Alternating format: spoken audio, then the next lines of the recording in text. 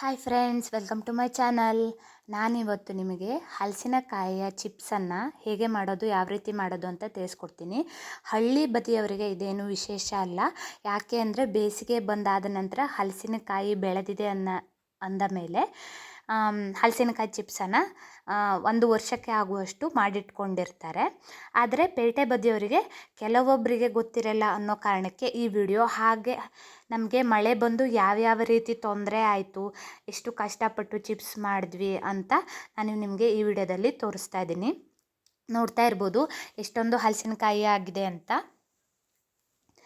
ತುಂಬಾ ಹಲಸಿನಕಾಯಿ ಆಗಿದೆ.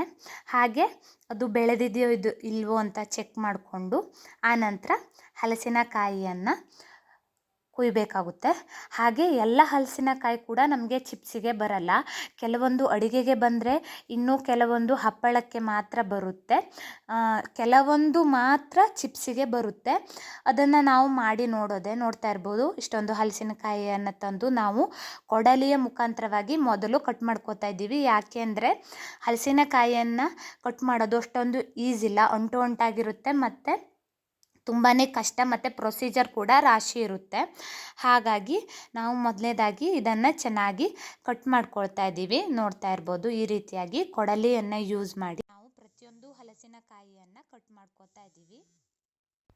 ಅದರಲ್ಲೂ ಈ ಹಲಸಿನಕಾಯಿ ಚಿಪ್ಸ್ ಮಾಡೋದು ಅಂತೂ ಈಸಿ ಅಂತೂ ಖಂಡಿತ ಅಲ್ಲ. ತುಂಬಾ ಪ್ರೊಸೀಜರ್ ಇರೋ ಕಾರಣ ತುಂಬಾ ಕಷ್ಟ ಕೂಡ ಆಗುತ್ತೆ. ಆ ಮೇಣ ತೆಗೆಯೋದಾಗಿರ್ಬೋದು, ಆ ಸೊರೆ ತೆಗೆಯೋದಾಗಿರ್ಬೋದು, ಹಾಗೆ ಅದನ್ನು ಕಟ್ ಮಾಡೋದಾಗಿರ್ಬೋದು, ಪ್ರತಿಯೊಂದು ಒಂದು ರೀತಿ ಕಷ್ಟ ಅಂತಲೇ ಹೇಳ್ಬೋದು. ಆದರೆ ಕೊನೆಯಲ್ಲಿ ಆ ಚಿಪ್ಸಿನ ರುಚಿ ಎಲ್ಲವನ್ನು ಮರೆಸುತ್ತೆ, ಅದು ಮಾತ್ರ ಸತ್ಯ.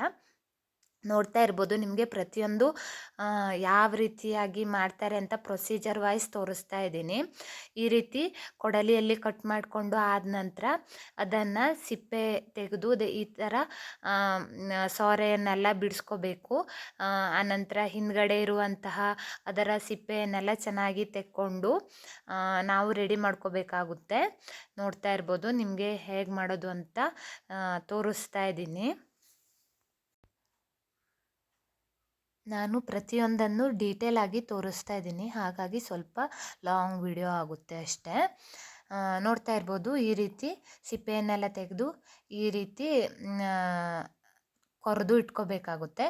ಅದಾದ ನಂತರ ಕ್ಲೀನಾಗಿ ಅದರ ಸೊಳೆಯನ್ನು ಮಾತ್ರ ನಾವು ಈ ರೀತಿ ತೆಕ್ಕೋಬೇಕು. ನೋಡ್ತಾ ಇರ್ಬೋದು ಎಷ್ಟು ಕ್ಲೀನಾಗಿ ತೆಗೆದಿದ್ದೀವಿ ಅಂತ.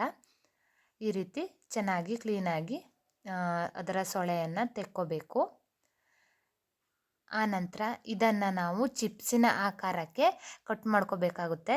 ನೋಡ್ತಾ ಇರ್ಬೋದು ನಾನು ನಿಮಗೆ ತೋರಿಸ್ತಾ ಇದ್ದೀನಿ ಯಾವ ರೀತಿ ಚಿಪ್ಸಿನ ಆಕಾರಕ್ಕೆ ಕಟ್ ಮಾಡ್ಕೋತಾ ಇದ್ದೀವಿ ಅಂತ. ಇದೇ ರೀತಿ ಕಟ್ ಮಾಡ್ಕೋಬೇಕು ಅನ್ನೋ ಏನೂ ರೂಲ್ಸ್ ಇಲ್ಲ, ಆದರೆ ಈ ರೀತಿ ನಾರ್ಮಲಾಗಿ ಎಲ್ಲರೂ ಇದೇ ರೀತಿಯೇ ಕಟ್ ಮಾಡ್ತಾರೆ. ನೋಡ್ತಾ ಇರ್ಬೋದು ಎಷ್ಟೊಂದು ಕಟ್ ಮಾಡ್ಕೊಂಡಿದ್ದೀವಿ ಅಂತ. ನೋಡ್ತಾ ಇರ್ಬೋದು ಎಷ್ಟೊಂದು ಕಟ್ ಮಾಡ್ಕೊಂಡಿರಿದ್ದೀವಿ ಅಂತ. ಹಾಗೆ ಈಗ ಏನಾಗಿದೆ ಅಂದರೆ ಸಿಲಿಂಡರಿನ ಅಭಾವ ಇರೋ ಕಾರಣ ಸಿಲಿಂಡ್ರು ಎಲ್ಲೂ ಸಿಗ್ತಾನೇ ಇಲ್ಲ. ಅದು 45 ದಿನನೇನೋ ಆಗಬೇಕು ಅನ್ನೋ ರೂಲ್ಸ್ ಎಲ್ಲ ಬಂದಿದೆ. ಹಾಗಾಗಿ ಹಳ್ಳಿಗಳಲ್ಲೂ ಕೂಡ ಸಿಲಿಂಡ್ರನ್ನ ಬಳಕೆನೇ ಜಾಸ್ತಿ ಆಗಿತ್ತು, ಕಟ್ಟಿಗೆ ಒಲೆಯನ್ನು ಬಳಸ್ತಾನೇ ಇರಲಿಲ್ಲ. ಆದರೆ ಈಗ ಚಿಪ್ಸ್ ಮಾಡೋಕ್ಕೆ ನಾವು ಕಟ್ಟಿಗೆ ಒಲೆಯನ್ನು ಬಳಸ್ತಾ ಇದ್ದೀವಿ. ಹಾಗಂತ ಇದು ಕೈಯಲ್ಲಿ ಮಾಡಿದ ಒಲೆ ಅಲ್ಲ, ಇದು ಕೂಡ ರೆಡಿಮೇಡ್ ಆಗಿ ತಂದಿರುವಂಥದ್ದೇ ಒಲೆ. ಆದರೆ ಸಿಲಿಂಡರಿನ ಅಭಾವ ಇರೋ ಒಂದೇ ಒಂದು ರೀಸನ್ಗೆ ನಾವು ಕೂಡ ಕಟ್ಟಿಗೆ ಒಲೆಯನ್ನು ಉಪಯೋಗಿಸ್ತಾ ಇದ್ದೀವಿ. ನೋಡ್ತಾ ಇರ್ಬೋದು ಈ ರೀತಿ ದೊಡ್ಡದಾದ ಒಂದು ಪಾತ್ರೆಯಲ್ಲಿ ನಾವು ಪಾತ್ರೆ ಯಾಕೆ ತೊಗೊಂಡಿದ್ದೀವಿ ಅಂತಂದರೆ, ಈಗ ನಾವು ಚಿಪ್ಸನ್ನು ಹಾಕೋವಾಗ ಕೆಲವೊಮ್ಮೆ ಎಣ್ಣೆ ಹೊರಗಡೆ ಕೂಡ ಚೆಲ್ಲುತ್ತೆ, ಅದಾಗಬಾರ್ದು ಅಂತ. ನೋಡಿ ಈ ರೀತಿ ಗೋಲ್ಡ್ ಕಲರ್ ಬರೋವರೆಗೂ ಅದನ್ನು ಚೆನ್ನಾಗಿ ಫ್ರೈ ಮಾಡಬೇಕು. ನೋಡಿ ಎಷ್ಟು ಚೆನ್ನಾಗಿ ಗೋಲ್ಡ್ ಕಲರ್ ಬಂದಿದೆ ಅಂತ. ಆನಂತರ ನೋಡಿ ಇಲ್ಲಿ ನಾವು ಮಸಾಲೆಯನ್ನು ರೆಡಿ ಮಾಡ್ಕೊಂಡಿದ್ದೀವಿ ಅಲ್ವಾ, ಅದನ್ನು ಇದಕ್ಕೆ ಆ್ಯಡ್ ಮಾಡ್ತಾಯಿದ್ದೀವಿ.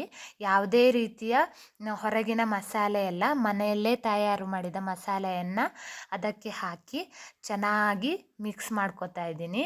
ನೋಡಿ ಎಷ್ಟು ಚೆನ್ನಾಗಿ ಖಾರವಾಗಿ ಹಾಗೆ ಉಪ್ಪು ಮತ್ತು ಖಾರ ಮಿಕ್ಸ್ ಆಗಿ ಎಷ್ಟು ಚೆನ್ನಾಗಿ ರುಚಿಕರವಾದ ಮನೆಯಲ್ಲೇ ಮಾಡಿದಂತಹ ಹಲಸಿನಕಾಯಿ ಚಿಪ್ಸು ರೆಡಿಯಾಗಿದೆ. ನೋಡ್ತಾ ಇರ್ಬೋದು ಎಷ್ಟು ಚೆನ್ನಾಗಿ ಆಗಿದೆ ಅಂತ.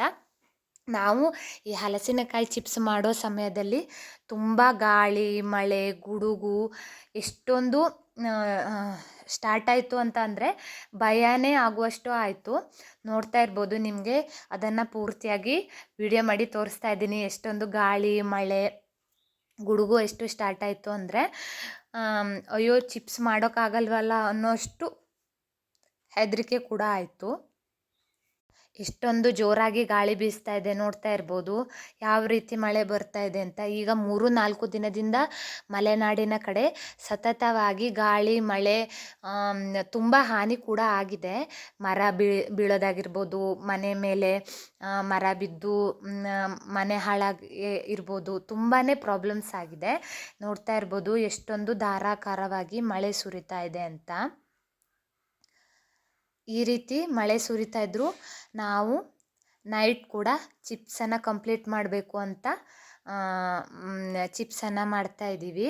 ನೋಡ್ತಾ ಇರ್ಬೋದು, ಇದು ನೆಲದಲ್ಲೇ ಮಾಡಿದ ಕಟ್ಟಿಗೆ ಒಲೆ ಅಲ್ಲದೆ ಇರೋ ಕಾರಣ ನಮಗೆ ಅಷ್ಟೊಂದು ಪ್ರಾಬ್ಲಮ್ ಆಗಿಲ್ಲ. ಅಂದರೆ ಪ್ರಾಬ್ಲಮ್ ಆಗೇ ಇಲ್ಲ ಅಂತ ನಾನು ಹೇಳ್ತಾ ಇಲ್ಲ, ಆದರೆ ಒಲೆ ಒದ್ದೆ ಆಗಿ ಬೆಂಕಿ ನಂದು ಹೋಗುವಷ್ಟು ಏನೂ ಪ್ರಾಬ್ಲಮ್ ಆಗಿಲ್ಲ. ಆದರೆ ಮಳೆ ಬಂದು ನೋಡಿ ಇಲ್ಲೆಲ್ಲ ಸುತ್ತಲೂ ನೀರು ತುಂಬಿ ಎಲ್ಲ ಪ್ರಾಬ್ಲಮ್ ಆಯಿತು. ನಿಮಗೆ ಡೀಟೇಲ್ ಆಗಿ ವಿಡಿಯೋ ಮಾಡಿ ತೋರಿಸ್ತಾ ಇದ್ದೀನಿ ಎಷ್ಟೊಂದು ಪ್ರಾಬ್ಲಮ್ ಆಗಿದೆ ನಮಗೆ ಚಿಪ್ಸ್ ಮಾಡಬೇಕಾದ್ರೆ ಅಂತ. ಆದರೂ ನಾವು ಕಷ್ಟಪಟ್ಟು ಇಷ್ಟಪಟ್ಟು ಫೈನಲಿ ಚಿಪ್ಸನ್ನು ಮಾಡಿ ಮುಗಿಸಿದ್ವಿ. ನಿಮಗೆ ಈ ರೀತಿಯ ವಿಡಿಯೋಗಳು ನನ್ನ ಚಾನಲಲ್ಲಿ ತುಂಬ ನೋಡೋಕ್ಕೆ ಸಿಗುತ್ತೆ. ವ್ಲಾಗ್ಸ್ಗಳಾಗಿರ್ಬೋದು, ಅಡುಗೆ ವಿಡಿಯೋಗಳಾಗಿರ್ಬೋದು, ಹಾಗೆ ಹವ್ಯಕ ಹಾಡುಗಳಾಗಿರ್ಬೋದು, ಮದುವೆ ಹಾಡುಗಳಾಗಿರ್ಬೋದು, ಈ ಎಲ್ಲ ನಿಮಗೆ ನೋಡಬೇಕು ಅಂದರೆ ನನ್ನ ಚಾನಲ್ಗೆ ಸಬ್ಸ್ಕ್ರೈಬ್ ಆಗಿ. ಇವರೆಗೂ ನನಗೆ ಯಾರ್ಯಾರು ಸಪೋರ್ಟ್ ಮಾಡಿದ್ದಾರೆ ಅವರಿಗೆಲ್ಲ ಥ್ಯಾಂಕ್ಸ್ ಅಂತ ಹೇಳೋಕ್ಕೆ ಇಷ್ಟಪಡ್ತೀನಿ. ಹಾಗೆ ಇನ್ನೂ ಸಬ್ಸ್ಕ್ರೈಬ್ ಮಾಡ್ಕೊಂಡಿಲ್ಲ ಅಂದರೆ ಸಬ್ಸ್ಕ್ರೈಬ್ ಮಾಡಿಕೊಂಡು ವಿಡಿಯೋನ ನೋಡಿ, ಹಾಗೆ ಸಪೋರ್ಟ್ ಕೂಡ ಮಾಡಿ. ನಿಮಗೆ ಈ ವಿಡಿಯೋ ಇಷ್ಟ ಆದರೆ ಲೈಕ್ ಮಾಡಿ, ಶೇರ್ ಮಾಡಿ, ಹಾಗೆ ಕಮೆಂಟ್ ಮಾಡಿ. ನನ್ನ ಚಾನಲ್ಗೆ ಸಬ್ಸ್ಕ್ರೈಬ್ ಆಗಿ. Thanks for watching.